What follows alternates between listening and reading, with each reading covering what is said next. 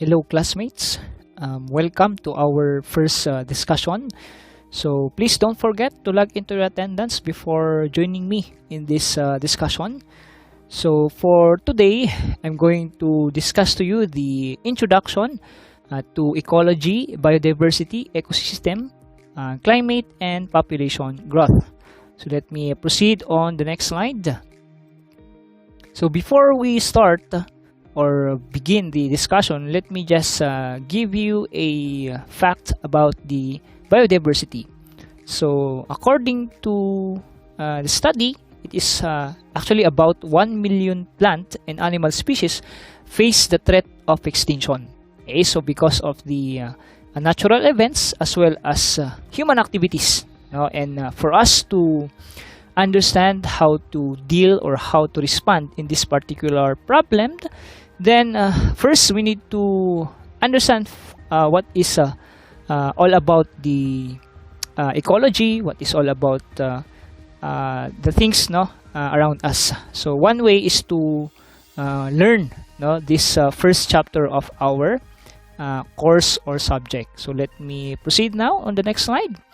So in this chapter, or in this first chapter of our subject, we're going to discuss the following, about the ecology, and we're going to identify the different personalities that contributed in the study of ecology and the ecosystem. What else? We're going to describe also the components of biodiversity and internalize the effects of biodiversity on the different species. And also differentiate between the weather and then climate. And last, we're going to illustrate the key features of a population. Okay, so as you can see on the picture, and the ecology, biodiversity, ecosystem, climate, population growth are actually connected. There is a relationship of those different concepts. Okay, so let me proceed on the next slide. Okay, so let us start with ecology. So the word ecology came from the word oikos, which means house, habitat, or place of living, and from the word logos, which means to study.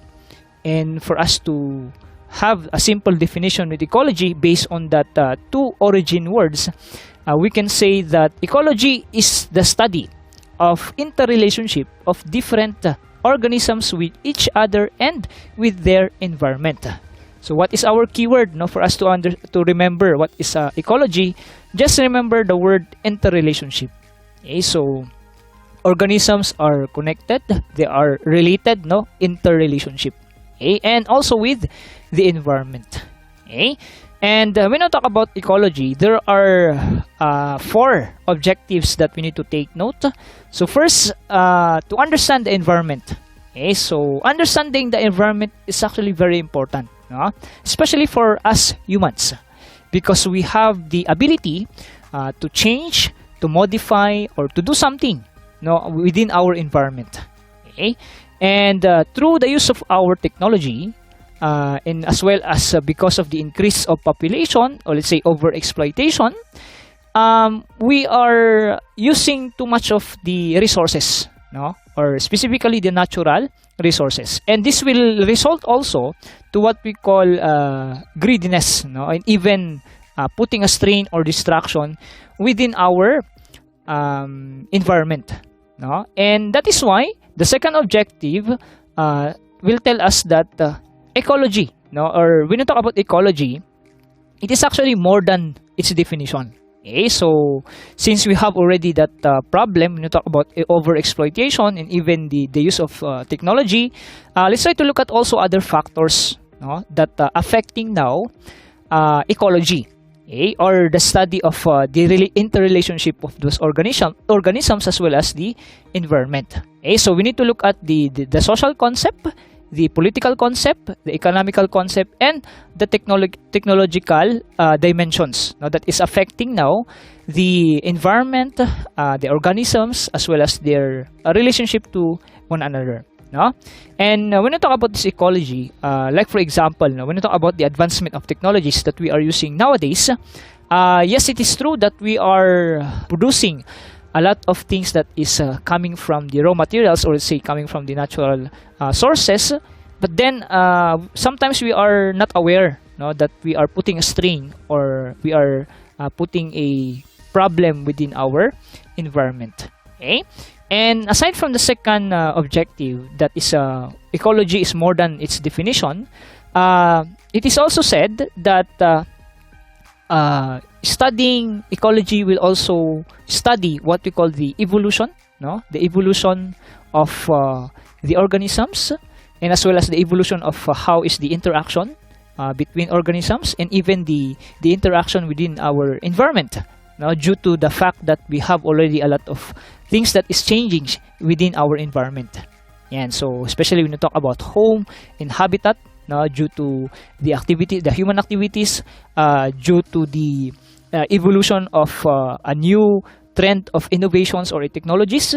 And so, there is a way also for us to study yung evolution of the organisms and even the environment. What else? To study also the biological productivity and the energy flow. Okay, so one of the reasons why we experience what we call the extinction, what else? The decrease, no? Decrease or increase of population of such particular organism. For us to understand the increase or decrease of population, then we need to study also what is ecology. Okay? And that is one of the objectives, no, of this term or this concept. Okay? And if we already study the evolution, the biological productivity, and even the energy flow, and that's the time that we can also develop what we call the mathematical models. Okay? Like for example, statistical data or mathematical patterns that will lead us to predict what will be the effect of these activities or human activities, or what is the effect of this advancement of technologies, and also to monitor, no, the increase or decrease of population, and if there will be an overexploitation, what else, if there will be an endangered species or extinct animals or plants. So those things are a very good example, no, when you talk about the developing the mathematical models, and that is one also of the objective of the ecology. Okay, so aside from the word or the term ecology, we need to understand also that there is what we call a biodiversity. Okay, so under ecology, there is what we call biodiversity. When we talk about organisms, there are various types of organisms. So there are a lot of different kinds of animals, different kinds also of plants, different kinds of insects, and other kinds of living organisms. So that is why we have what we call the biodiversity. And when we talk about biodiversity, from the word bio, which means life, and from the word diversity, which means variety or different forms, we can come up with a simple definition, which is the variety of life, no, on Earth, and the essential interdependence of all living things within this planet. Okay, so there is our keyword, no, interdependence. So so the organisms are depending on each other, no, kaya nga tinawag natin na interdependence. So that is our keyword when defining or remembering the word biodiversity. Okay, so there is a interaction, not only interaction, but we are talking about the dependency of each of the organisms. Just look at, or when you try to remember, no, the concept of what we call the food chain or the food web. This will explain already when you talk about this will explain already the concept of biodiversity. Okay, so when you talk about biodiversity, there are three components also of biodiversity. We have what we call the diversity of genes. No? So since we are talking about various types of for organisms, then we will be expecting also that there is also a diverse genes. No? So there are genetic or different types of genetic characteristics, and not only that one, no? Not only on genes, but also with the diversity of species. Yeah, so variety of living organisms. I have said a while ago, no, there is a different type or variety types of animals. There are variety types of insect. We have also variety types of reptiles. What else? Variety types of plants, flowers. So there is a diversity of species. Okay, and the last one is the diversity of ecosystem. So we have also different kinds or types of the ecosystem. We have what we call the terrestrial or the land ecosystem, and we also have what we call the aquatic or the water ecosystem, or sometimes it is also called as the marine ecosystem.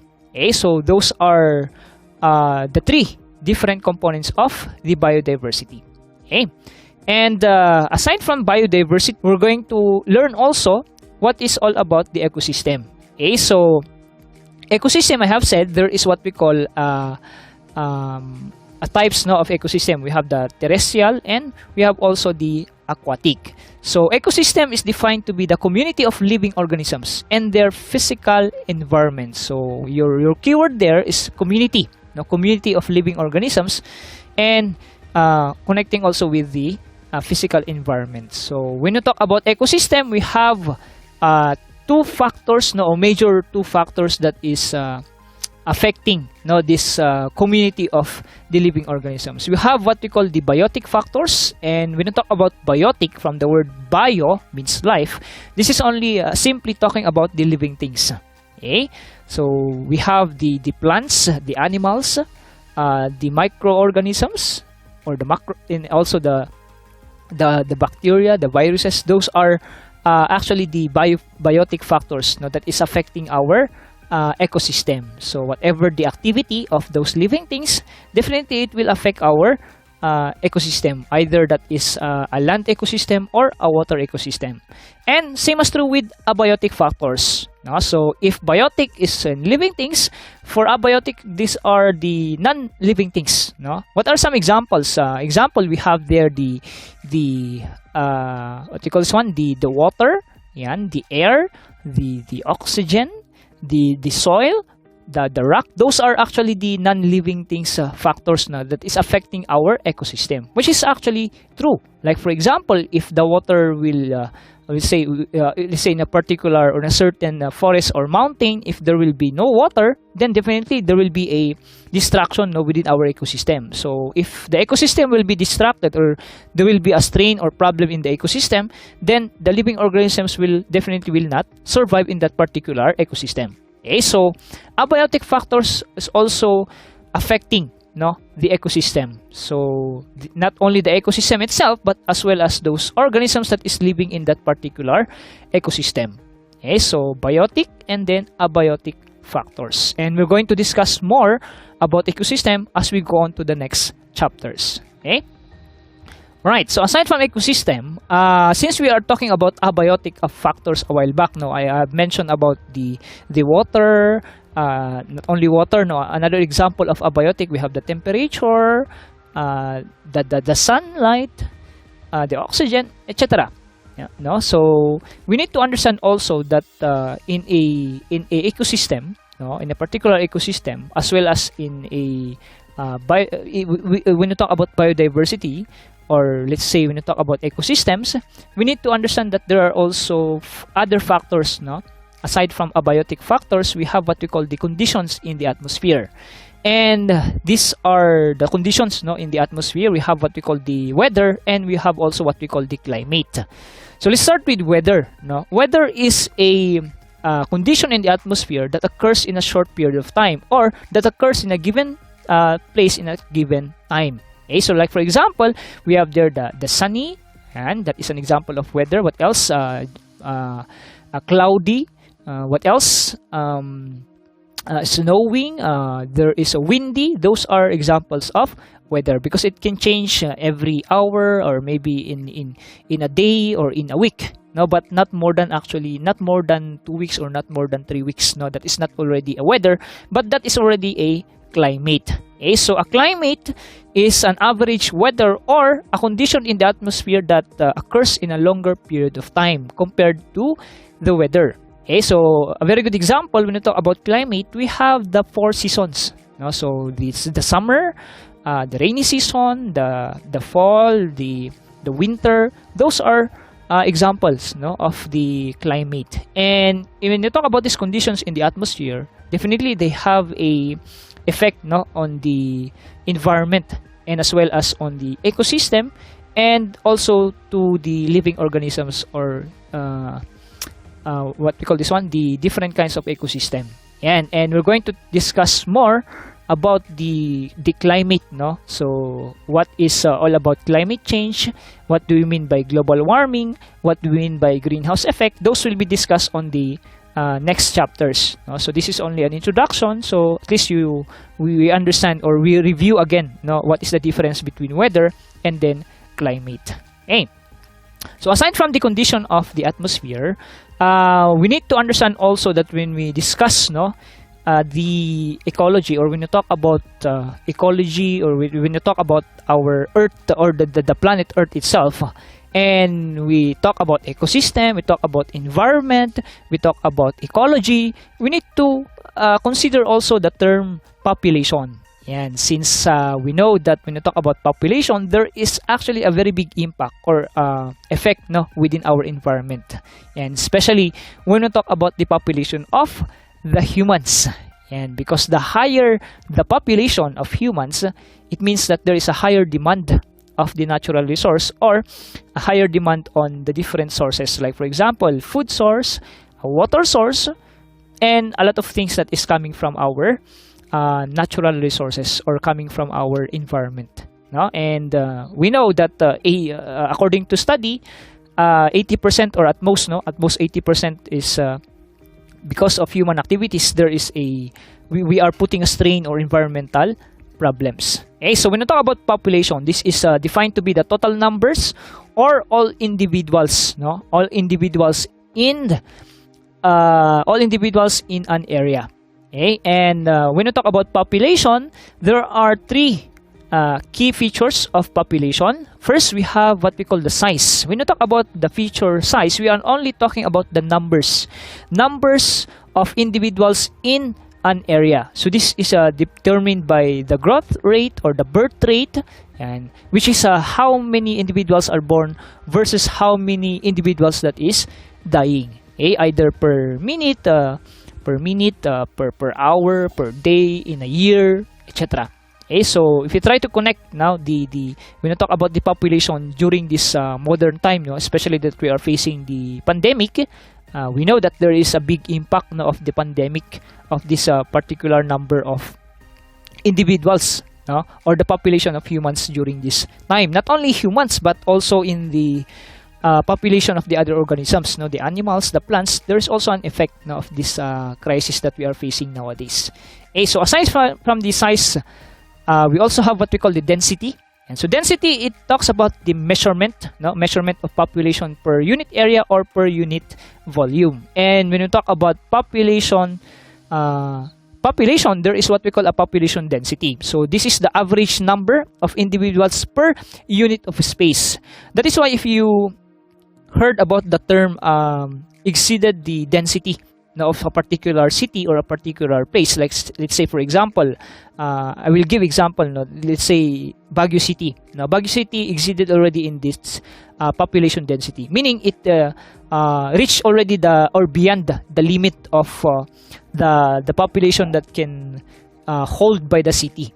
Okay? That is why we experience problems like for example water shortage, food shortage maybe, and because of this too much number of individuals that is staying in a particular place or in a particular space, so beyond its density already. Okay, so that is the population density and the density. And we also have another features. We have what we call the dispersion. But before we proceed to the third key feature, which is dispersion, let's try to understand also that when you talk about population, particularly population density, there are some factors that is affecting this population density. First, we have the term immigration, and we have also the term emigration. Okay, so there's a difference of the two.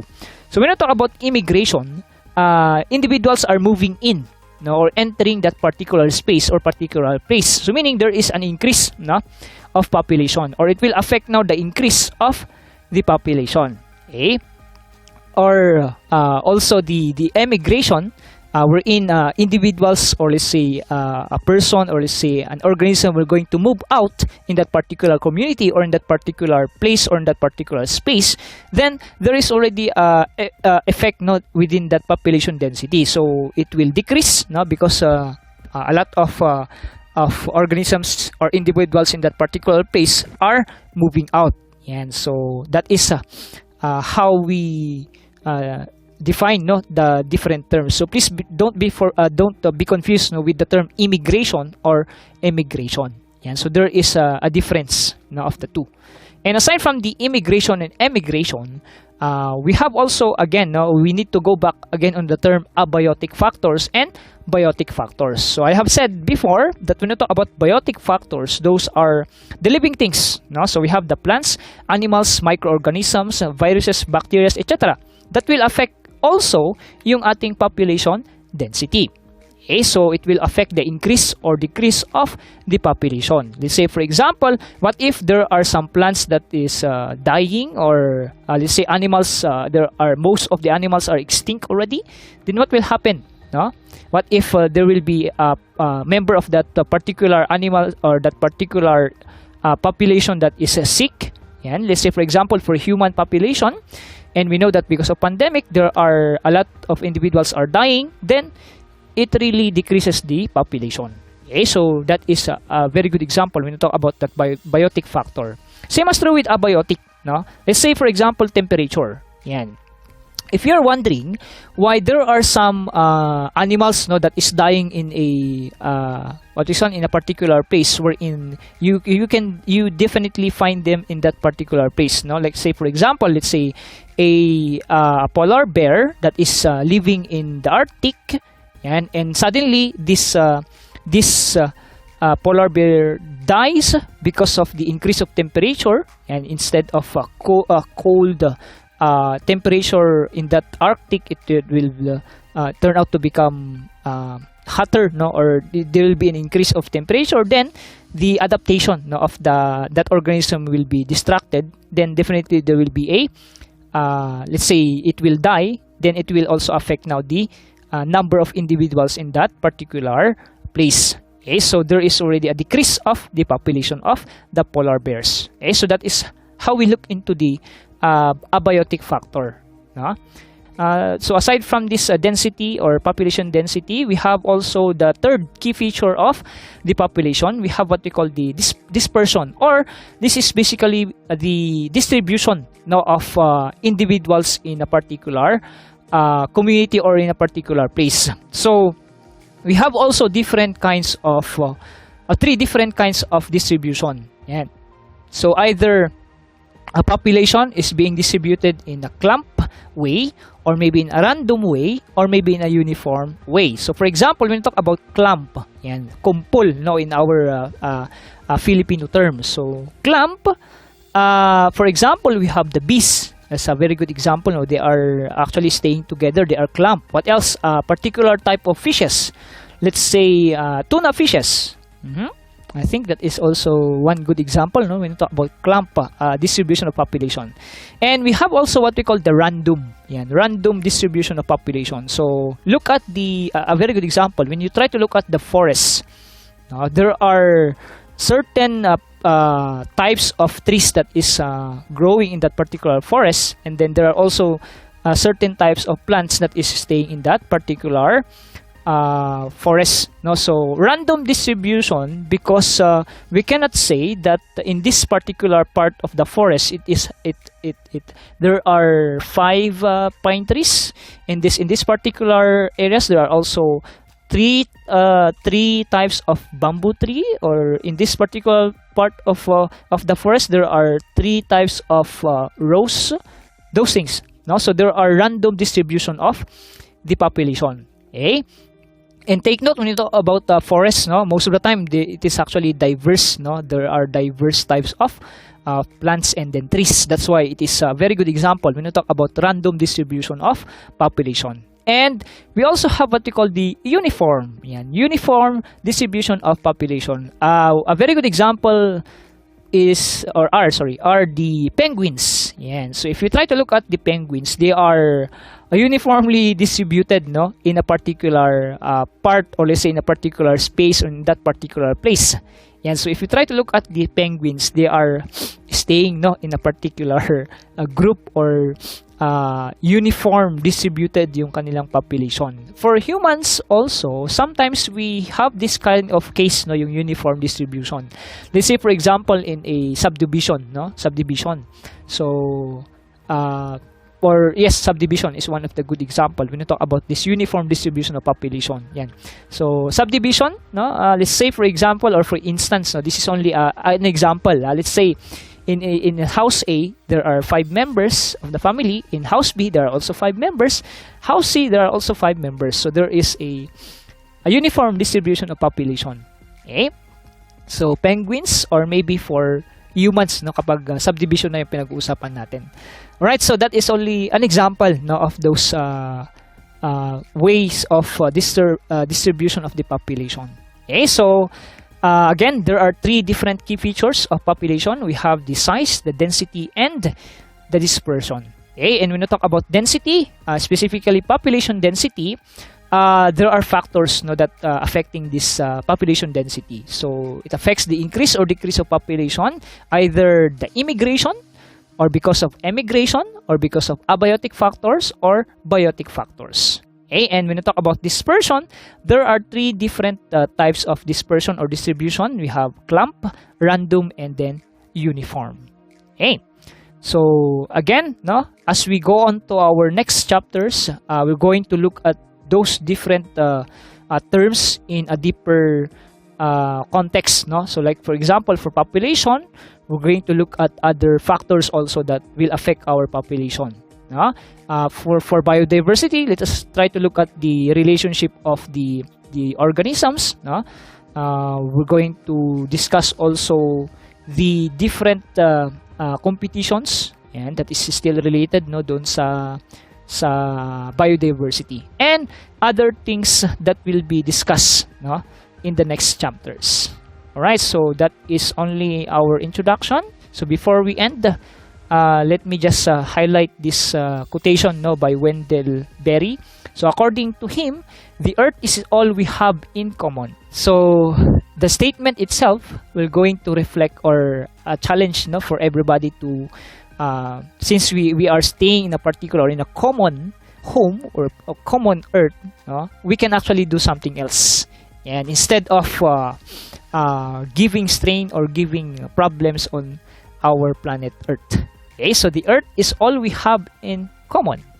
And so thank you so much, my dear classmate, no, for joining me this discussion, and hope that you learned something with this introduction. And please don't forget again to log into your attendance if you are not yet logged in, no, in the Canvas. Please check also our posted module or posted part of our discussion, and stay safe always. Take care, and then God bless everyone. I'll see you all in the next discussion.